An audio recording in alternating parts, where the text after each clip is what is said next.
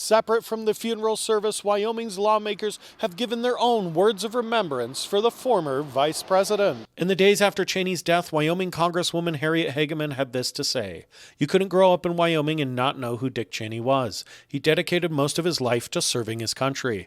Dick Cheney had an undeniable impact on American policy, both foreign and domestic, for decades, and will be studied and remembered for many years more than that." Senator Barrasso took to the Senate floor to remember the Wyoming man that became the most powerful vice president in U.S. history. He was, by any measure, one of the most consequential vice presidents our nation ever had. Dick helped guide the course of history in Wyoming, in America, and around the world.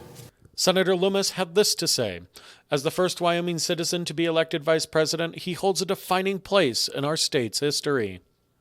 And Wyoming Governor Mark Gordon said, "Dick carried Wyoming values with him, his steadfast commitment, quiet strength, and a fierce belief in America." Senators Barrasso and Loomis could be seen in the crowd at the National Cathedral today for Mr. Cheney's funeral. Governor Gordon's office also confirmed his attendance. Former President Joe Biden, former Vice President Mike Pence, and Kamala Harris were also present.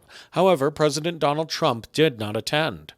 A stream of the service can be found on our website, yourwyominglink.com. Duncan Cowan, Your Wyoming Link, Casper.